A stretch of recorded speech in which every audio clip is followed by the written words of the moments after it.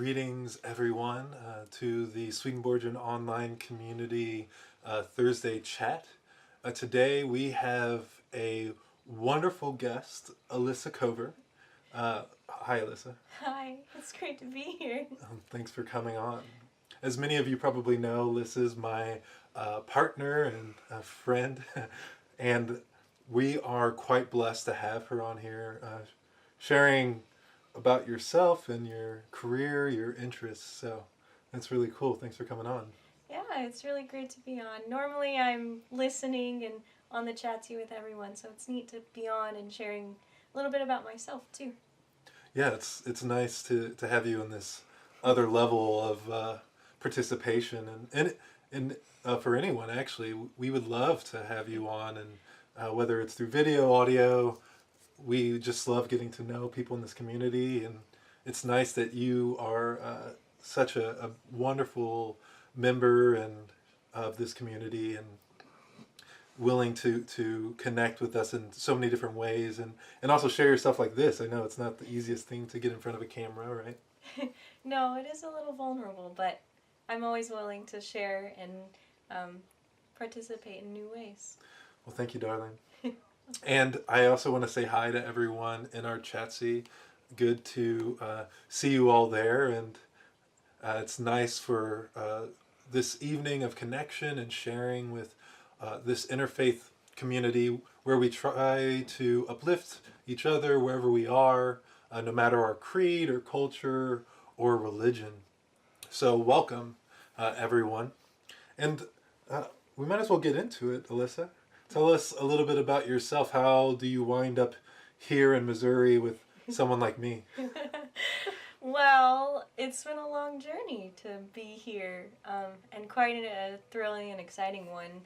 You and I both met in seminary, which I never believed I'd ever be at in the first place. Oh, yeah. How did you wind up in seminary? Well, that is a wonderful story. I was doing my undergrad at Oklahoma City University, getting my Bachelor's of Science in American Dance Pedagogy.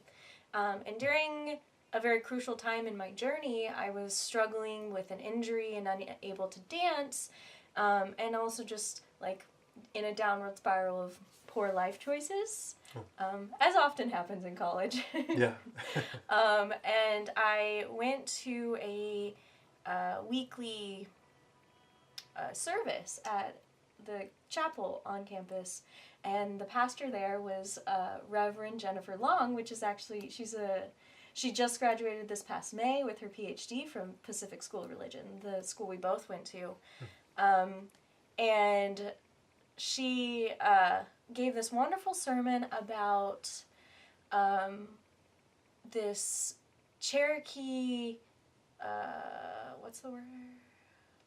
Tale. It was the one about two wolves. This father, or this child comes up to his grandfather and asks, or says, there's two wolves inside of me fighting, which one will win? And the grandfather says, the one you feed. And afterwards, Jennifer Long and I had an amazing conversation about bodily expression, and I told her my frustrations about not being able to dance.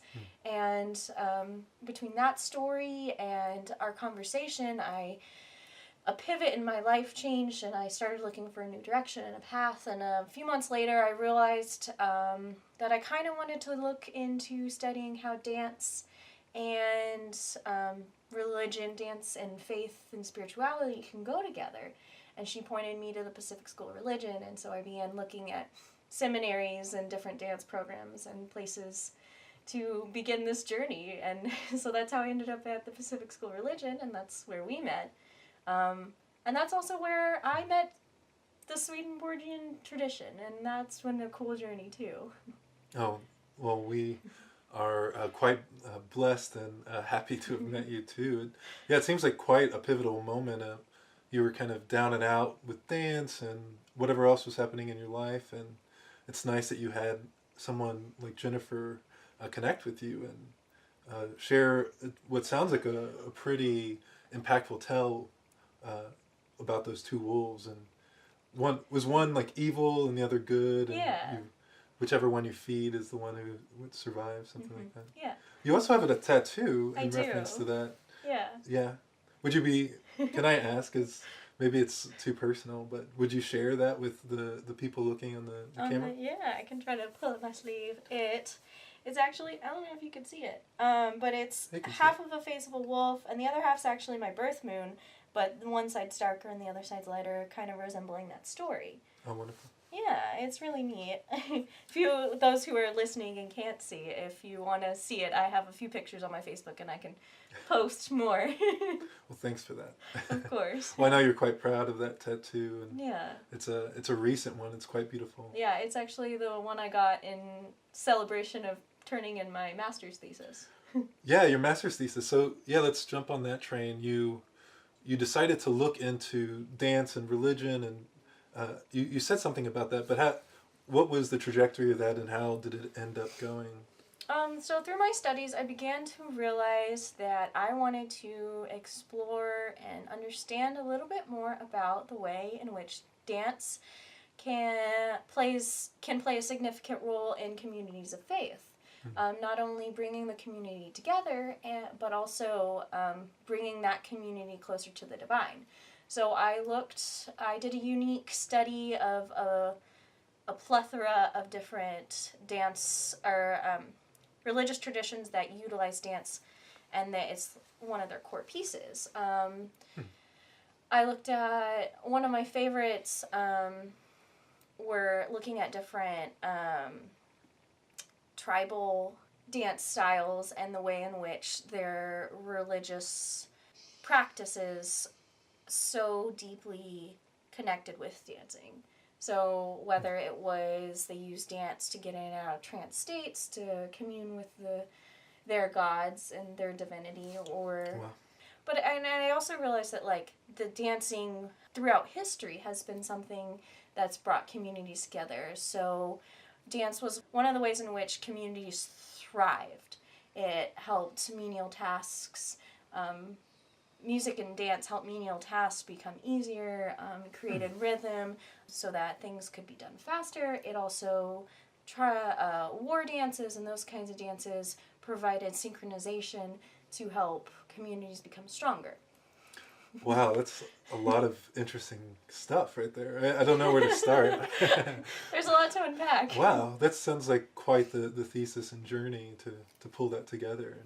And congratulations on finishing it. Thank you. I've kind of, once it was turned in, I kind of had to go, oh, okay, now let's do it in practice. Yeah. Well, that's the name of the game, I guess, Yeah. right? Although uplifting those ideas for people, I think, helps others bring those things into practice, which is sometimes even better than maybe doing it yourself all the time. Inspiring other people to get out and do something similar is quite beautiful. Yeah, I do want to ask a few questions about what you just said. of course. First, I want to start with just the purely selfish one. You were saying that dance helps with menial tasks in community. I'm curious how that would work. I can envision something, maybe twirling while I do the dishes, but I'm curious how what you found and your thoughts. So in community life, I found that I'll have to look back and look at the exact reference this is from, but there was a particular community that as they did things like make their meal, they would be singing and using that movement with the music, which in my opinion is very much dance. Anything done to music, anything done rhythmically is dance. And so as they were like, grinding the herbs or doing whatever tasks they had to do that day, they sang together. And it not only helped the things go by faster, but it brought joy to those things they were doing because they were moving their body to song and embracing the whole person as they were doing simple things. And I found even, like, one of my favorite things to do while I'm just waiting in line is do some tap dancing and or as I'm doing the dishes, put on some music and do it fun. Do it with some dancing, do a little jig. Oh, that's so nice. Create moments of joy using my body for things that could otherwise be boring and cumbersome. Yeah. Yes. Yeah, I like the idea of dancing while in line, and Oh, my favorite thing. some of us, I think, would be a little shy about that kind of thing. Understandable. It's hard to expose yourself in that way in public, but I always find myself, especially now that every grocery store has music playing, I find myself like going down the hall, down each aisle, like with my cart, just rocking back and forth. And I've had friends come up to me and go, "Oh my gosh, I've done that before. That is just so awesome." Well, that's great. Yeah. Kind of leading by example and emboldening people to be more expressive in their everyday life. Yeah, exactly. Wow. Yeah, I could see how that could make a lot of things, go a little quicker, with movement, with song, and not just go quicker, but more meaningfully. And if you're doing something in community as well, I can only imagine how powerful a life like that is, where you're in deep community, dancing, singing together. And Well, yeah, there's always tasks at church that need to be done, especially when, we're in the holiday season and, all the decorations need to be put up, or even in virtual realms, all the things need to happen. And if you're working together doing those things, you can put on holiday music and everybody sing and dance, and it becomes this joyous party where, yes, things are getting done, but they're getting done in a fun way. Oh, excellent. Yeah. So I guess that's a call for all of us this week and moving forward to maybe introduce a little more music and dance and rhythm into our life. Yeah. Yeah. Can I put you on the spot before I ask you a few more questions about yourself? Absolutely. Is there a way for an online community like ours to perhaps employ dance as practice, maybe even right this moment? So, seeing as most of us are probably sitting down, one of the cool things that Reverend Jennifer Long taught me was how to pray with your body and not using your words. And especially, it's like you can do it sitting down, because you don't need your whole body, although you can always use it. And so what you would do is you would sit calmly, taking some breaths,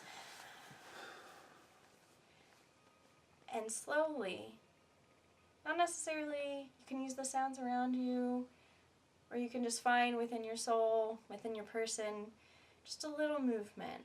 Maybe it's a little rocking. Maybe start moving your fingers or your hands. And in the silence, in the calm, letting your body take up some space.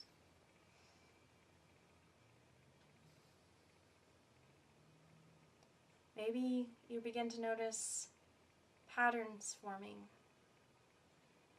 circles, some jarring. Notice how your body feels in the position you're in, where your weight is heavy.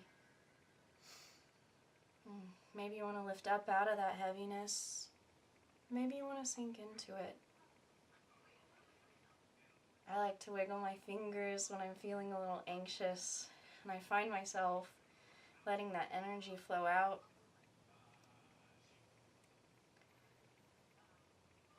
And what's really cool about embodied prayer is there's a chance for you to listen. Listen to how your body brings in the divine,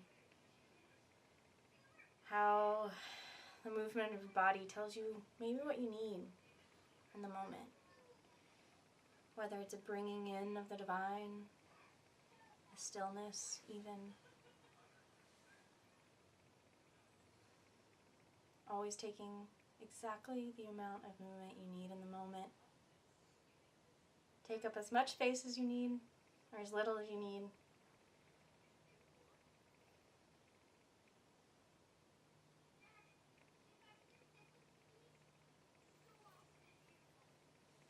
And after a few moments of movement, you can find that calm again, and you can find that listening again.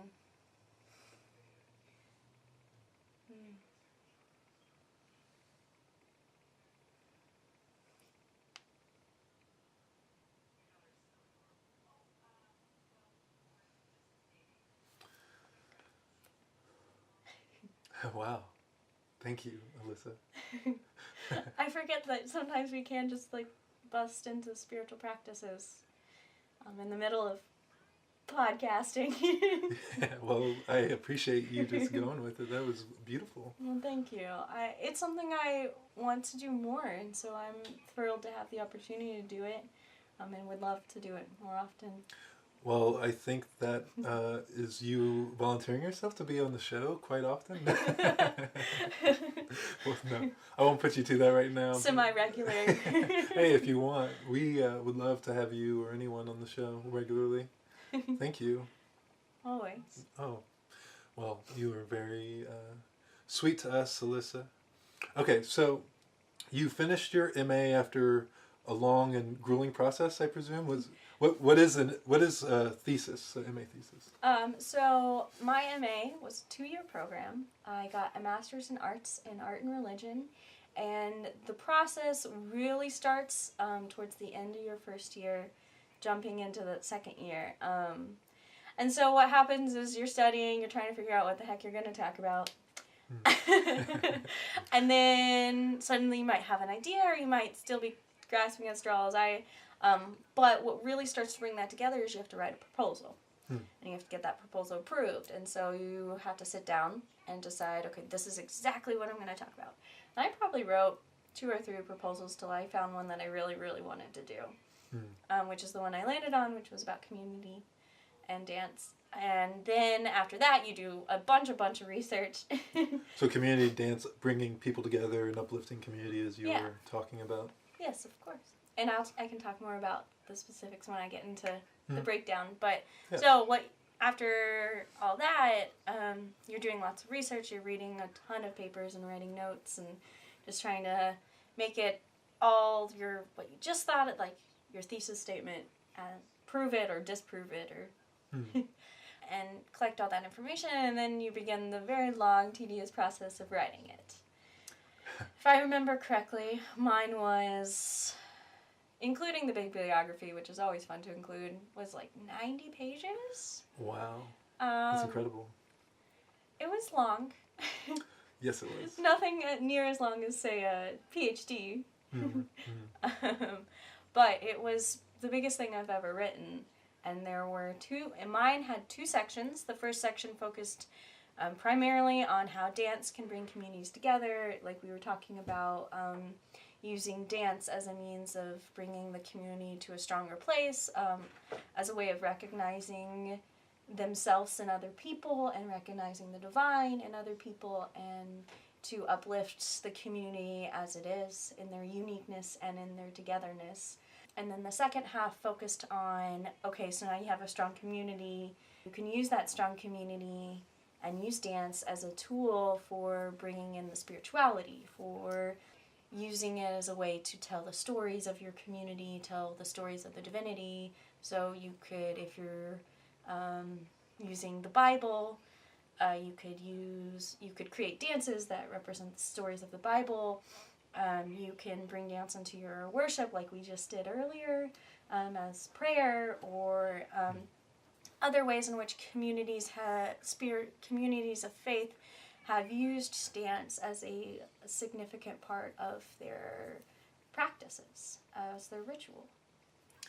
Yeah, it seems like something like that could really strengthen a community and deepen spirituality. Absolutely. And so once you've done all that and you submit it to your committee, you get edits back, you edit, and then eventually you I know a little bit of that process. You did definitely help with that, which was wonderful. You have a team of people helping you edit, and I was lucky to have you on my team. Well, it was my honor to be of little help. And after a lot of editing and a lot of meetings, you get a final draft approved, that's called the defense process. You defend it, which is how they approve your final process, or your final draft, and then you print it and turn it in, which is crazy and scary, because you're like holding this huge thing of paper on this beautiful paper, because you have to buy special paper. And you turn it in, you're like, it's on my hands. Ah! That's amazing. It was fun and fun. yeah, wow. and terrifying all at the same time. It was cool because I got to do it on something I'm passionate about. And it continually inspired me to connect more with those around me. In my classes, I was constantly bringing dance in, even when maybe it was a stretch to do. Oh yeah, for assignments? Yes, of course. I tried every which way to bring dance in. Oh, well, that's cool. It was. Shows your passion for it. Yeah, and I actually came up with one of my favorite classes was on Greek orthodoxy. And it was about the art. And one of my final papers was about the ways in which Hagia Sophia, which is this chapel, this beautiful church, that comes from, it's a Greek Orthodox church in Istanbul. The cathedral. Yeah. And the ways in which this beautiful church dances because of how it was constructed. It was really fun to write. The church itself dancing? Yeah, in perception. So when you're standing in it, because the floor is made of this marble, it looks like the floor is the running water and the spiral, so it has huge columns up it that seem to be turning and ascending towards heaven. And I talked about this idea that there's this motion in life that you experience within this church, and I think you can experience in a lot of other places, that goes circularly around but also goes up towards the divine. And which is cool because I found this as a reoccurring theme throughout my undergrad, was this circular spiral force in spirituality, this dance of the cosmos almost. Oh, that's beautiful. Yeah. I saw a graphic once where it showed the solar system not only turning around the sun, but also the sun's movement around the galaxy, and it traces their ellipses and it makes helixes. It's not just a static circle because the solar system itself is moving. So it's beautiful you say that as, the kind of an image for the universe and even our DNA, of course, and our lives. So as I was writing my thesis, I was thinking about that movement. And I'm not actually sure if I ever actually spoke this into it, but as I was writing and I was thinking about, the first chapter is this chapter of circling with your community, that circle of bringing it closer and closer and working in that movement of roundedness. And then you take that roundedness of your community and you spiral it towards divinity. And so it becomes a 3D image of the community and divinity. And it's all in that spiral. Oh, that's beautiful. It's funny you describe it that way, because Swedenborg talks a lot about the sun of the spiritual heaven being God, in a sense, because God is the source of heat and light. And although God appears to us in a lot of different ways, it's interesting to think of ourselves as kind of in that solar dance with divinity. Yeah. Wow. Well, thank you. Do you find coming out of your MA, and I know we're kind of in a transitionary period here before we move to Canada, but do you find you have some outlets to express that? What are you hoping for in the future? How's that going since you're done? Being in the in-between where we are. The in-between is the best way to describe it. Yeah. Coming from something big, heading towards something big. It's been kind of a time to catch my breath, to step away from my studies. But after having a job which has been quite challenging and very, very different than what I really want to be doing with my life. Your job here? My job here, currently, as I'm a preschool teacher here.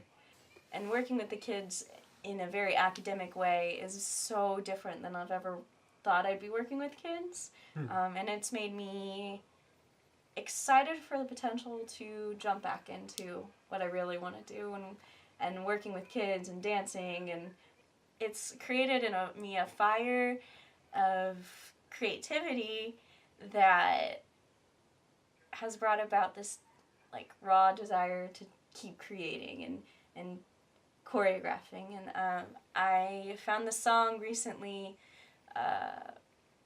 which the name escapes my mind, but it sparked something, and I was like, ooh, I'm gonna create to that. So I started working on a fun dance project, creating to the song. And so maybe that'll come out soon, hopefully. Oh, that's great. Yeah, maybe I can enlist your skills to video it. And so Sure. hopefully, community, be on the lookout for that. So it's a project of you dancing to a song? Yeah, so the passion to dance has come out in a lot of ways. It's not only wanting to do more spiritual practices of dancing in communities and, you know, creating prayer space of embodied prayers, but also for just pure choreographing and creating spiritual dances. And so I've been inspired to start another project, so I look forward to completing it and sharing it too. That's exciting. Yeah. Wow, that's great. And you said, yeah, you have all this creative energy coming from there and being in this space where you're working with kids, but you're not always dancing with them. It's kind of a full-time gig with these kids, right? Yes. And you've danced with kids though in the past. That was one of your gigs in seminary. Yes, in seminary I was teaching a lot of younger kids dance, and it was a fun break from all the academia. And even now I am assisting with some dance classes here, and those are the highlights of my day. After I could have had the hardest day working at the preschool, and if I go assist at the dance school, I come home, I'm like, I had the best day ever. Nice. So it's always just that reminder that the divine can work in wonderful ways, and how dance is that piece for me, that thing that connects me to the divine like nothing else can. And it brings so much joy into my life. Well, it's wonderful you have it. Yeah. Yeah. And working with kids in the preschool, what's that like? It sounds like quite a tough gig. I keep saying gig, but it's real work, of course. It is a challenging and insightful job, to say the least. I work as a preschool teacher. Right now I'm averaging about 7 kids in a day, which doesn't seem like a lot, but when you get 7 3- and 4-year-olds together, several which are hyper and I swear hard of hearing, but I think that's just because they don't want to listen. It becomes challenging. You learn quickly new ways to talk to people. I have a couple of kids who are challenged by their anger and challenged by finding ways to express themselves. Because as adults, we're like, oh, we can use our words, but 3- and 4-year-olds don't know how to use their words yet. And so one of my biggest jobs is teaching them how to not express their anger with hitting or crying or destroying things, but with their words, and teaching them the importance of going to people for help and the importance of sharing and lessons we could all learn lessons from. we all learn, which is interesting because like when you're looking at these 3- and 4-year-olds, you see it on this huge scale. Everything's big to a 3- and 4-year-old. You drop something on the floor, it's the end of their day. Well, for those 2 minutes. Yeah, the but world's come crashing it feels down. like the world has come crashing down. But for an adult, dropping that thing may feel like a disappointment, but we see it in smaller ways. We see that disappointment and that expression of that desire, that the thing that they're having a hard time expressing, we see it in ourselves on smaller ways. Maybe it's, oh, that person cut me off and now I'm feeling really angry and wanting to express it with my horn. Yeah. But, you know, realizing maybe that's not the choice. Maybe I acknowledge that, yes, that upset me, but it's okay, and move on. And trying to figure out how to teach my kids that every day has helped me figure out how to learn it in myself, which has been quite interesting. It sounds like the Lord working in your spirit. Definitely. I found that, in myself, I see myself in these kids in a lot of ways, especially with my anger and my want to react in frustration, like quickly, wanting to be, frustrated right away, instead of taking those deep breaths that I'm teaching my kids how to take and using that time to recollect myself and to find a solution. And to not let those immediate reactions consume me, which is significant, especially like working in your spiritual life, because the one you feed. If you feed anger and depression is a illness, but I also face it in a lot of ways, and if I keep leaning into that badness, that frustration, my sadness, and I give myself permission to lean into the things that tear me down, not only does it break down my spirit, break down, my relationship with the divine, it really does a toll on me in my mental health, my physical health. Yeah. And not all the time is it easy to get out of that. No. And I know plenty of people who, to get out of that, they need a boost of medicine, and that's wonderful that they found something that works for them. And I find my own ways of getting out of it. But teaching my kids how to get out of their frustrations and not lean into their anger or their sadness has really helped me lean into the better things, leaning into breath, which for me is a very significant thing in developing my spirit and helping find practices that are significant, especially, as a dancer. Breath is so important. And so it's been a neat journey learning how to better myself through these kids and all learn together in a lot of ways. I found myself apologizing to my sweet little babies because I reacted out of anger and snapped at them, and knowing that I messed up and apologizing. And I think it's important for adults to apologize to kids, because they need to know that, like, a parent, like, if they can apologize, I can apologize. Oh, yeah. Yeah. What a wonderful lesson for all of us to be learning in practice. Wow. Mm-hmm. Well, you're so full of wonderful insight. I appreciate you sharing about that. I want to quickly turn to the chat-see. Oh, yes. Yeah, Albert's said a few things. And, of course, you met Albert in person, although yes. You connect with him on twice weekly, usually. He's wonderful. Yeah, Albert's great. He says he's related to joy to dance a lot, but not spiritually, specifically.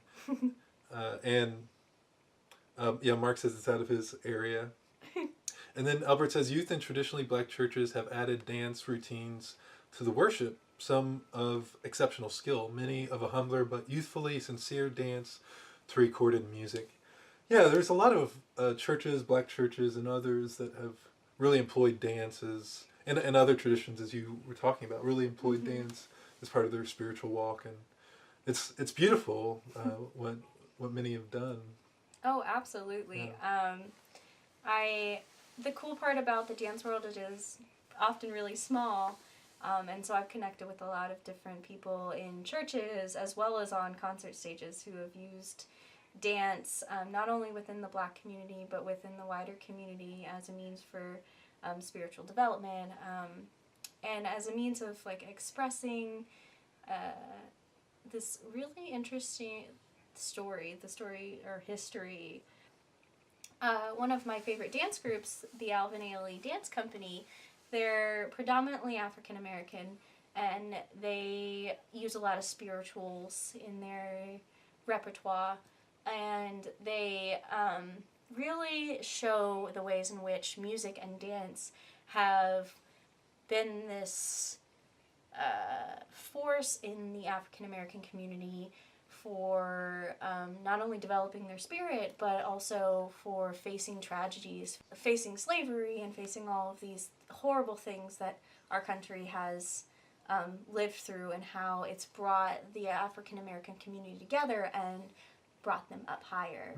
And it's really beautiful not only to watch that company dance, but to see it in a lot of different ways. Yeah.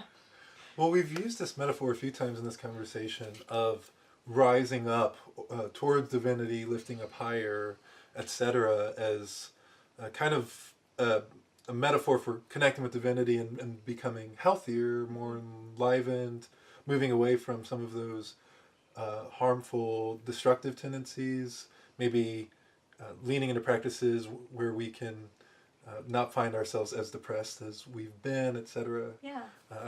And it seems like that really connects with dance, where a movement where you rise up and maybe even express the sun in some way could be really meaningful. Absolutely. I think one of the beautiful things about dance and about bodily expression is it can very strongly mirror emotions. So even if you're just sitting in your room and you want to express sadness or anger, you can do that through your body. You can express sadness simply by doing low, slow movements. Anger can be sharp and harsh. And joy can be this, often it's expressed in buoyancy. It's expressed in leaping and, shouting and lifting of arms. And so the feelings inside a person really can be expressed on the outside through mirroring that same tonality and that same intentionality. Right. Yeah, you can express even concepts. Oh yeah, and the crazy thing is when you do start expressing different feelings through dance, it becomes cathartic. I can't tell you the number of times I've been so upset, maybe for no real reason, but just feeling anger, and I turn on a song that's intense and just dance to it, and by the time the song's over, I'm fine again. Oh yeah. I'm completely content. I've worked through whatever was there, even if I didn't know what it was, and I can go about my day. That's nice. It's been wonderful to see that and use it in my spiritual walk and throughout life. Yeah, really powerful. Yeah. I often forget how much singing for me, and dance actually, uplifts my spirit. And when I'm reminded or when I'm employing it consistently, it really helps to brighten my day and also get those creative juices flowing, as you were talking about, and feeling expressive and open. It's nice. Yeah. And I love what you did earlier where you said, okay, well, we're all sitting, and so let's move in this way. And it's important to realize that dance shouldn't just be, shouldn't be a type of ableism that, Oh, yes. I think we each can have a type of dance even if all we move is our mind or our eyes, I would think. Absolutely. Dance is, yes, it comes through movement, but sometimes movement's about intention. So sometimes I don't move and I need that stillness, and you can work through that movement in your mind. One of my favorite things is anyone who says they can't dance or, they don't like to dance, well, I tell them pick up their finger and just move it around and go, look, you're dancing. And remind, for me, dance is about that intention and that use of expression through movement, yes, but the movement can be tiny. It can be the wiggle of your eyebrows. The pulse of your heart. Oh, yes. If you ever want something grounding, sit there, listen to the pulse of your heart, and feel that movement in your body, the way in which your body moves on its own. It can bring you to a grounding place, and it can bring you to a place of divinity, to realize that in your body, because movement is happening in your veins, you're alive. And to see the little ways in which movement brings you life and brings you closer to the divine is a gift. Yeah. To have gratitude for that, I think, is something that I'm often lacking, is gratitude. And boy, is my day better when I remember that and employ it. Yes. And for you, coming from your background, you grew up in where? Arkansas? I grew up between Arkansas and Kansas. My younger years were in Kansas, and my older junior high school years were in Arkansas. And in both places, I danced, but I was also going to church in the Southern Baptist Convention, which is very different than Swedenborgianism. And my dance life and my church life were separate, two completely realms. And so now, as I've grown older, to combine my two loves has been a wonderful experience. And, you know, it brings me joy, so much joy. Mm-hmm. That's amazing. And you were saying Swedenborgianism is a little bit different than Southern Baptism on the average.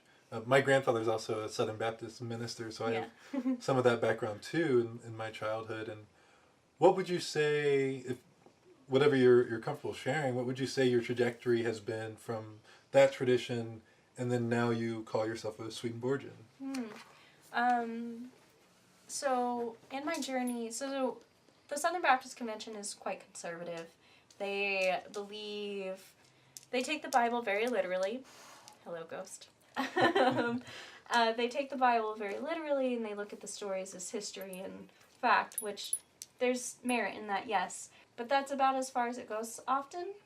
They, believe that the only way to salvation is through acceptance of Jesus Christ, and baptism as a form of, it's one of the steps in salvation as a way to show the community you're saved. Ghost is distracting us a little bit. She's right on the. I want to interject real quick. You were saying something about how sometimes that's as far as it goes, but what do you mean that, or what do you mean by that statement? When looking at the stories super literally and taking the Bible literally, they don't always take that further step into looking at it in a spiritual realm, and what can all these stories about David, about Adam and Eve say about the Spirit, which is what Swedenborg does. He looks at all these correspondences and looks at the deeper meaning about how the Bible is a story about the growth of the Spirit. And so what I found in my journey as I went away to undergrad and then into seminary, I began to have a lot of questions for my spiritual leaders in the Southern Baptist Convention and not get a lot of answers, or answers that I didn't really agree with in the heart. I mean, one of my biggest questions was this idea that the only path was this one prescribed path you guys have, and knowing that the world is so much more vast, that it just didn't make any sense for that to be the only path to salvation. Yeah. And so, in my search, I started to look for something that was more about the love, about the deeper things, not necessarily saying you have to follow this way, but saying, the important part is your intention. The important part is how you act and what you intend in this world, which for me is significant in the dance realm because expressing your spirituality is all about intention. How you get anything across in your actions is through what you intend, and you see that. And so Swedenborg and the way way Christianity is approached in Swedenborg's books and all of that's come out of that really matched a little bit better to what I firmly have stood in being open and focused on love as a means for lifting people up. Wow. Yeah. Yeah, so you found that often, at least with what you were hearing in your Baptist circles, that often was very literalistic and also kind of said everyone else was, going to hell probably. Yeah. Yes. And that's tough to hear, I think, when you're just looking at the world and saying, okay, it doesn't make any sense to me because look at all these beautiful, wonderful people, and I don't believe they're damned because they're not Christian in my way. Yeah. I thank you for pointing out that was my view, and people may have very different views of the Southern Baptist Convention. But yes, it was a journey of looking out in the wider world and questioning and wanting to find that thing that made the most sense to me, which for me was about intention and love. Well, I would think a lot of people have that view of the Southern Baptist Convention, but that doesn't mean that there aren't people within the convention with kind of a broader idea of things. And Oh yes, absolutely. just like there's variety within Swedenborgian Christian circles, Yeah. you know. But thank you. No, I think hearing about your journey reflects a lot of our journeys and a lot of our sentiments, especially in a world, as you're saying, where a lot of religions seem to reject other religiosities and spiritualities as being something despicable or something not worthwhile. And it's sad when we can't look beyond the labels and how we talk about God and religion and really see the deep interconnectedness between all of us, even those of us who may not be particularly religious at all. I noticed that Albert said a few other things here, if you don't mind me turning back to it. He says, watching the fireworks at the San Jose Convention inspired me to do dance along with the fireworks display. I remember that. That was fun to watch. It brought a lot of joy to see you, Albert, dancing to the fireworks. Yeah, that was really nice. And he's looking forward to your video. And I'll also mention this other comment from him. The greatest dance performance he's ever seen was in northern Quebec. The younger group were extremely professional and performed the entire history of Quebec, African American and other dance styles. Oh, wow. Wow. The group has been together for years. They met several times a week, he guesses.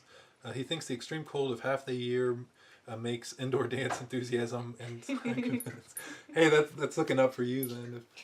If people are more into dance because it's cold in Canada. Also, in individual homes, he guesses couples dance even a lot at home. Oh wow. Yeah. We're gonna have to dance more together.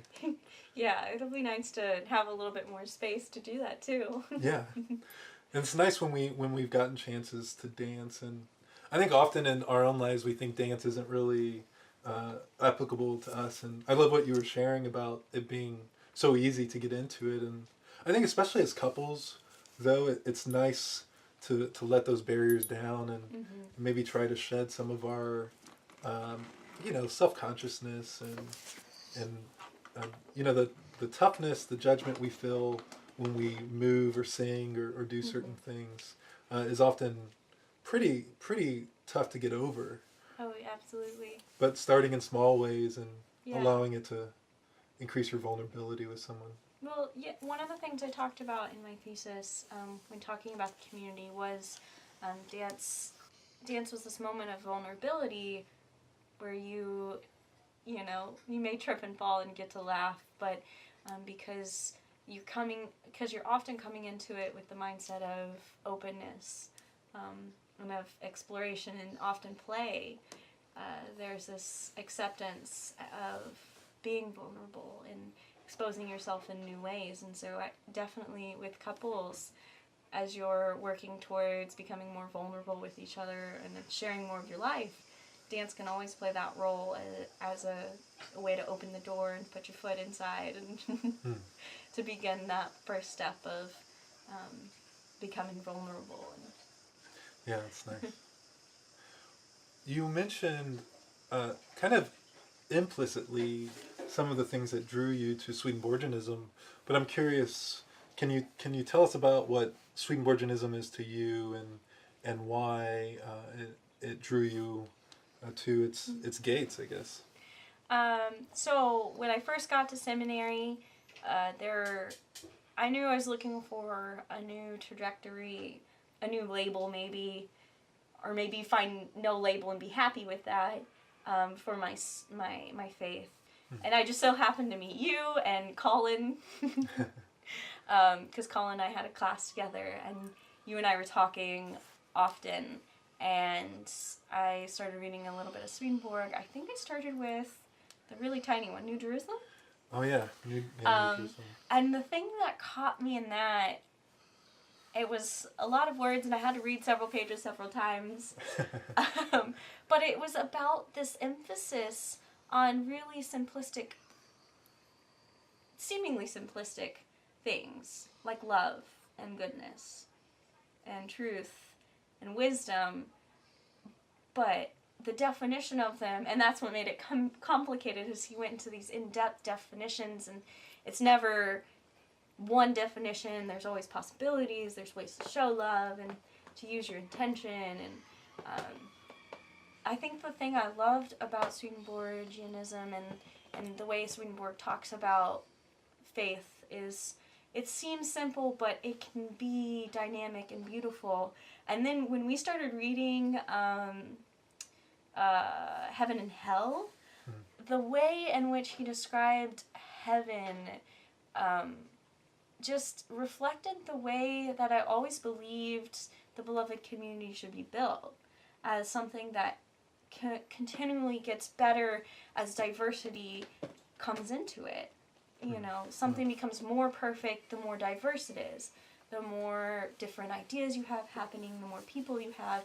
But it's not about competing against each other. It's about lifting each other up in our diversity and our uniqueness.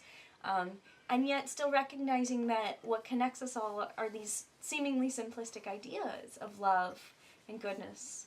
You know, lifting the good in one person may look very different than lifting the good in another, but you're still lifting the good in them. And I love that idea that it can be so universal and yet so specific. And for me, that's what my faith has become, is finding that individual connection with one another, finding how you can show love to them and lift them up and help them grow in their spirit, but also having this broad idea of, you know, love and of just sharing divinity. And for me, I've also, which is really cool, because I always forget Swedenborg was really into nature too. And some of my favorite things to do are to go out into nature and, you know, experience the way in which I see divinity in a sunset, in the smell after it rains of the honeysuckles, in, you know, just how my foot walks in the grass. I one time danced with a tree. It was a lot of fun. And it was this way of, you know, communing with the divine in nature. And Swedenborg uses nature as a tool for expressing the divinity and for, you know, being a part of God. And I've always found that so enlightening and so comforting too. Yeah, it's wonderful. And I think that's really insightful for all of us to look around and see how God is speaking to us and the world around us. You know? Yes. Wow. And you were saying that the love and goodness and all these insightful things around wisdom and truth and Swedenborg's writings are what really spoke to you. And yeah, I think often like we can hear those terms and not really have a good idea of what they are. And although Swedenborg says, okay, we're always in an appearance of truth, it's kind of like science, right? You build your idea of truth, hopefully based on realism, on the reality of the world, on the reality of our experience with God and others, on the scripture that speaks to us. Yeah. And you investigate, you almost interrogate your own loves, because often we can be caught up in destructive things, and we're not really about love. We just really desire these kind of destructive things, and to look for that love within ourselves and look for the goodness, although it can be hard to define in ourselves and other people, and trying to uplift it and redefining it over and over again. And as you were saying, it's so diverse. Yeah. You know, you can't really put yourself in a box and interact with people and put them in boxes and expect to get anywhere. And I think that's really, it's tough sometimes, the idea that, okay, I can't always say people with this label are good, other people are bad. That can be tough. But I think it's the calling. I think it's the process of evolution and growth in our spiritual life. Oh, yeah. I think I love this idea of always interrogating our loves and, like, what motivates us. And I think sometimes it's also like honoring that divinity within yourself and that the ways in which you've accepted divinity and you notice it. For me, my undergrad experience, though, was very enlightening. It came with a lot of hardships. It came with a ton of stress and a lot of judgment about my body weight and, how I looked. And there was just an immense amount of scrutiny that, yes, made me stronger, but also, did its own harm. And it took a long time for me to be able to see divinity in myself. And sometimes it just took staring at myself in the mirror in a loving way and being kind to myself. And as I learned to be kind to myself and see the divinity in myself, I could see that in other people too and be kinder to those around me. And I think that's one reason I'm continually drawn towards the love aspect of Swedenborg and about seeing the divinity in many ways. That's why one reason I love the way he describes correspondences is because it's different ways to describe the divine. It's painting a bigger and bigger picture of the divine that we may never entirely grasp, but we get to see parts of it and see that picture of the divine. And so, yeah. That's wonderful. And for me, on a personal note, I love how Swedenborg uplifts like scriptural things and the Bible and otherwise, but especially the Bible, and how for him that's kind of like the go-to book, a source of great wisdom. And although he wasn't super into every book of the Bible, although he quotes quite a bit of Paul, he thought of Paul's letters as Paul's letters, right? It started speaking to me in a way that I was just kind of transcendent. Like it didn't, it never occurred to me that scripture could be something other than empty text. Or that this universe could be something other than empty text in a way. Yes. And I think his emphasis and uplifting divinity, not only in the pluralistic guys, but also for him, especially in the Christian tradition, was something I wasn't expecting. It's not really something I was hoping for. I grew up in a lot of Christian churches, but I wasn't necessarily looking to reconnect with biblical scripture and Christ. Yeah. And that was one of the most amazing things to me is to be able to have a book, nature and experience as well, that speaks to me so deeply about love and those things you were talking about, transformation and caring for other people. Well, thank you for sharing about your spirituality. I know we have other things we could talk about with your spirituality. Maybe we'll save that for another time. I want to ask you, though, before we start wrapping up, you amaze me with your ability to connect with people, listen to others, and uplift them. And you've been listening to these podcasts that are quite amazing, kind of pop culture, really popular podcasts. And I love what you often bring out of them. And so I'm curious, like, what have you been listening to this week, and how's it been speaking to you? Not to sound super weird, but I've been listening to this podcast called My Favorite Murder, and it's actually a comedy podcast that talks about murder, but it talks about life and really uplifts like cool, like really neat things about humanity. So they often talk about survivors and how like really cool people have gotten out of horrible situations. Oh, wow. But of like a murderer or someone who wanted to kill them. Yes. Wow. They often talk about intense. horrible things, but they can bring out the goodness in life and all of it. And it's these two wonderful women who are really funny. And what I continually learn from them, not only about like how cool humans can be and how like the divine works in wonderful ways, about how miraculous things happen in even dark moments, but also how, because they're talking about these horrible things in life, how it's okay to laugh at yourself and to be comfortable with exactly who you are.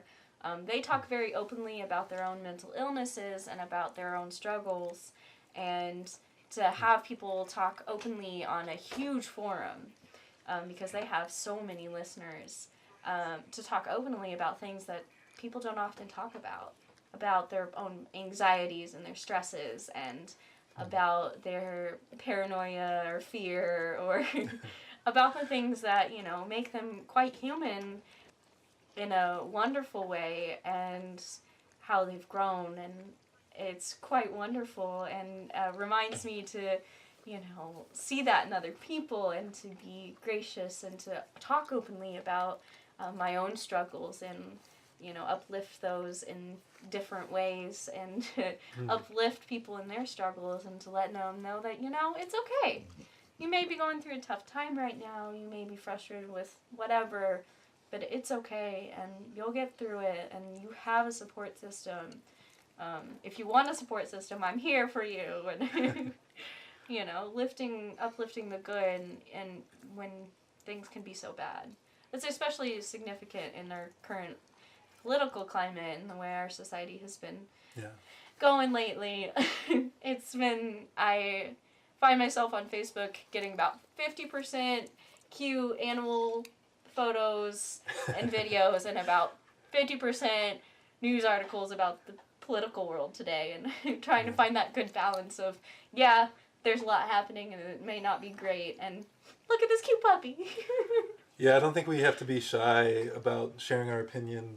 A lot of our leadership in the U.S. is unfortunate and backwards often, and they can be quite scary, you know. Yeah, it's very scary. I see a lot of my dear close friends, those who are transgender, women of color, facing a lot of trouble, a lot of difficulty, and a lot of fear, and finding the community and ways to uplift the good, to show so much love and support for these people, for all people who are facing so much hardship right now.